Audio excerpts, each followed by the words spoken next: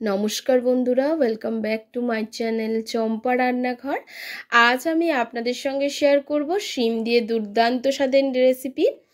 শীতের শুরুতে শিম দিয়ে যদি এই রকম একটা রেসিপি হয় আর গরম গরম ভাত হয় তো দুপুরের খাওয়াটা পুরো জমে যায়। এখানে নিয়ে নিয়েছি সিমগুলো বেশ কচি ছিল, গোটা গোটা কেটে নিয়েছি, শুধু দুপাশের আঁশটা তুলে নিয়েছি, আর নিয়েছি আলু কেটে, আর নিয়েছি টমেটো। আরও একটা সবজি এখানে অ্যাড করব, তো যেহেতু থাম্বনেলে দেখিয়েছি তাহলে চলুন দেখে নিই।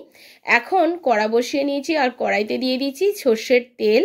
তেলটা গরম হলে শিমগুলোকে প্রথমে আমি লবণ আর হলুদ দিয়ে ভেজে নেব। শিমগুলোকে আমি গোটা গোটা কেটেছি, আপনারা চাইলে এটাকে দুভাগ করে নিয়ে রান্না করতে পারেন, তবে এইভাবে একবার রান্না করে কিন্তু বন্ধুরা অবশ্যই দেখবেন। প্লিজ বন্ধুরা প্রথম থেকে শেষ পর্যন্ত ভিডিওটি দেখবেন, ভিডিওটি কিন্তু বেশ ইন্টারেস্টিং। আর এইটা থাকলে কিন্তু দুপুরে গরম ধোঁয়া ওটা ভাতের সঙ্গে আর কিছুই লাগবে না। এই রকম শিম দিয়ে যদি দুর্দান্ত স্বাদের একটা ঝোল হয় গামাখা গামাখা, তবে দেখবেন খাওয়াটা জমে যাবে। বাচ্চা থেকে বড় সবাই কিন্তু চেয়ে চেয়ে খাবে। এখন শিমটা বেশ ভাজা হয়ে গেছে, হালকা লালচে রং ধরেছে। শিমটাকে এবারে তুলে নিচ্ছি। শিমটা ভাজা হয়ে গেলে ওই তেলের মধ্যে আমি এখানে আলুগুলোও ভেজে নেব। এখানে একটা বড় সাইজেরই আলু ব্যবহার করেছি, আর একটু পাতলা পাতলা ঝোলের মতো করে কেটে নিয়েছি। আপনারা আপনাদের পছন্দ অনুযায়ী কেটে নেবেন। এবারে আলুটা দেখুন হালকা লালচে করে ভাজা হয়ে গেছে, তুলে নিচ্ছি। তেলের মধ্যে কোনো রকম লবণ হলুদ দিইনি, কারণ শিম ভাজার সময় যে লবণ হলুদ দিয়েছিলাম সেটা একটু তেলের মধ্যে থেকে যায়, সেইটাই দিয়ে আমি আলুটাকেও ভেজে নিলাম। আর এখন দিয়েছি একটা বেগুন।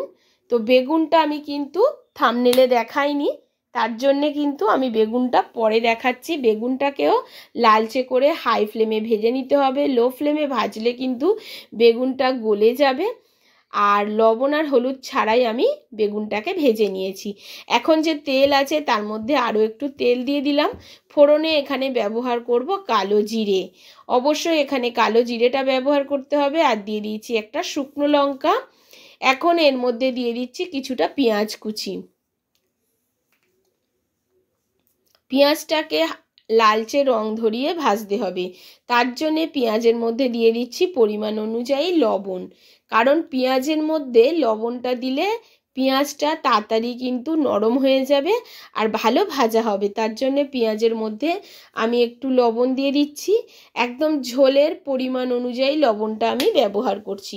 মাথায় রাখতে হবে আমি শিমের মধ্যে ভাজার সময় লবণ দিয়েছিলাম, সেটাই মাথায় রেখে আমি পর্যাপ্ত পরিমাণে লবণটা ব্যবহার করলাম। লবণটা দিয়ে পেঁয়াজগুলোকে একটু নাড়াচাড়া করে নিচ্ছি।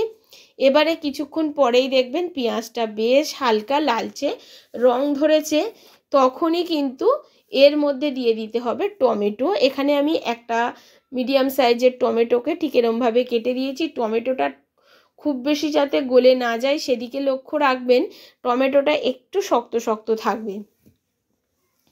এবারে এর মধ্যে আমি দিয়ে দেব কিছুটা চিংড়ি মাছ। হ্যাঁ বন্ধুরা, আজকের রান্নায় ব্যবহার করছি আমি চিংড়ি মাছ। চিংড়ি মাছ দিয়েই কিন্তু আজকের এই ঝোলটা রান্না করব। শিম কিন্তু আপনারা অনেক রকমভাবে রান্না করে খেয়েছেন, তবে এইভাবে যদি রান্না করে না খেয়ে থাকেন, আজই আমার রেসিপিটি ফলো করে অবশ্যই কিন্তু এইভাবে রান্না করে নেবেন।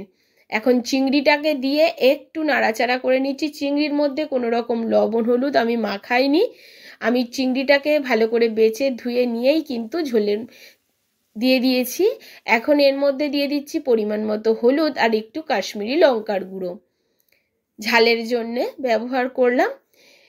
একটু লঙ্কার গুঁড়ো দিয়ে আমি এর মধ্যে ভেজে রাখা আলু আর শিমটা দিয়েছি। বেগুন কিন্তু এখন দেব না, শিমটা আর আলুটা কিন্তু সেদ্ধ হতে টাইম লাগে, তার জন্যে আমি এখনই শিম আর আলুটাকে দিয়ে দিচ্ছি।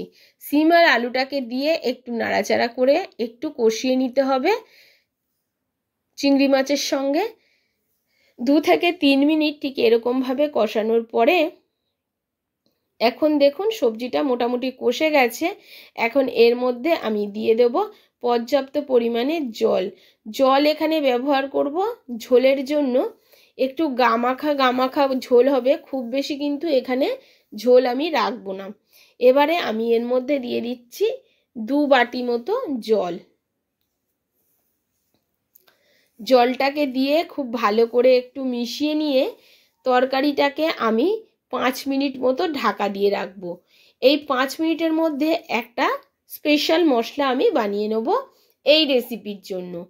খুবই দুর্দান্ত স্বাদ দেবে এই মশলাটার জন্য। চলুন তাহলে আমি বানিয়ে নিই। আর আজকের এর মশলাটা বানাবো কিন্তু আমি শিলে, আপনারা চাইলে মিক্সির জারেও বেটে নিতে পারেন, তবে আমি শিলের মধ্যে এখানে 1 চামচ কালো সর্ষে আর নিয়ে নিচ্ছি 2 খানা কাঁচা লঙ্কা। এবারে এই কাঁচা লঙ্কা আর সর্ষেটাকে জল দিয়ে খুব ভালো করে মিহিভাবে আমি বেটে নিচ্ছি। একটুখানি যেহেতু সর্ষে আমি মিক্সির জারে বাটিনি, তবে শিলপাটায় বাটলে কিন্তু খুব সুন্দর ঝোলের স্বাদ আসবে, টেস্টও আসবে। আর কথা বলতে বলতে দেখুন সর্ষেটা আমার বাটা হয়ে গেছে, এখন আমি তুলে নিচ্ছি। এখন চলে যাব ঝোলটা দেখে নেব। এখন ঘড়ি দেখে মাত্র 4 মিনিট হয়েছে। 4 মিনিটের মধ্যে ঢাকনাটা তুলে নিয়েছি, মিডিয়াম ফ্লেমে দিয়ে গেছিলাম। আর দেখুন আলু কিন্তু সেদ্ধ হয়ে গেছে আর শিমও কিন্তু সেদ্ধ হয়ে গেছে, সুন্দর একটা রং ধরেছে তরকারির মধ্যে। এখন আমি এর মধ্যে দিয়ে দিচ্ছি ভেজে রাখা বেগুনগুলো। বেগুনটাকে দিয়ে খুব ভালো করে ঝোলের সাথে মিশিয়ে নেব, নিয়ে এটাকে হাই ফ্লেমে একটু ফুটতে দেবো। তাতে কিন্তু বেগুনটা বেশ সুসিদ্ধ হয়ে যাবে আর আলু আর শিমটাও কিন্তু বেশ ভালো সুন্দরভাবে সিদ্ধ হবে। আর দেখুন হাই ফ্লেমে 2 মিনিট আমি ফুটিয়ে নিয়েছি। 2 মিনিট ফোটানোর পরে এর মধ্যে মিশিয়ে দিতে হবে বেটে রাখা সর্ষেটা। ঠিক এই সময় মেশাতে হবে। ঝোলটা নামানোর ঠিক 2 থেকে 3 মিনিট আগে কিন্তু সর্ষে বাটাটা মিশিয়ে দেবেন। আগে থেকে কিন্তু সর্ষে বাটাটা দিতে যাবেন না, তাহলে কিন্তু তরকারির স্বাদ একেবারে ভালো আসবে না। এই সময় সর্ষে বাটাটা দিলে এই তরকারি থেকে বেশ একটা ঝাঁঝালো ঝাঁঝালো সুন্দর একটা সেন্ট, গন্ধ, টেস্ট থাকবে, যার জন্যে কিন্তু গরম গরম ভাতে জাস্ট খেতে অসাধারণ লাগে। সাথে দেওয়া আছে চিংড়ি মাছ। বাচ্চা থেকে বড় সবাই কিন্তু গরম ভাতের সঙ্গে এই তরকারিটা চেয়ে চেয়ে খাবে। আমি কথা দিচ্ছি বন্ধুরা, এইভাবে অন্তত বাড়িতে একবার এই তরকারিটা রান্না করে খেয়ে দেখবেন। এবার হাই ফ্লেমে 1 মিনিট মতো ফুটিয়ে নিচ্ছি, ওপর থেকে দিয়ে দিচ্ছি টেস্টের ব্যালেন্সের জন্য অল্প একটু চিনি। এবারে নাড়াচাড়া করে গ্যাসের ফ্লেমটাকে অফ করে একটা বাটিতে আমি তুলে নেব। এইভাবে 5 মিনিট স্ট্যান্ডিং টাইমে কিন্তু গ্যাসের ফ্লেমটাকে অফ করে রেখে দেবো। 5 মিনিট পরে আমি ফিরে আসছি। আর 5 মিনিট পরে তরকারিটা তুলে নিয়েছি। দেখুন বন্ধুরা তরকারির টেক্সচারটা, গন্ধ, বর্ণ, রূপ সব পাল্টে গেছে, খেতেও ভীষণ টেস্টি হয়েছে। অন্তত বাড়িতে একবার এইভাবে এই তরকারিটা বানিয়ে খেয়ে দেখবেন। আর আপনাদেরকে দেখিয়ে দিচ্ছি, দেখুন শিম কিন্তু একেবারে সেদ্ধ হয়ে গেছে, গলে গেছে বলা যায়, কারণ শিম কিন্তু বেশ কচি ছিল। এবারে দেখুন আমি তরকারিটা কেমন হয়েছে অবশ্যই কিন্তু একবার দেখবেন। আশা করছি আমার আজকের রেসিপি আপনাদের ভালো লেগেছে। যদি ভালো লাগে অবশ্যই একটা লাইক করবেন, শেয়ার করবেন আর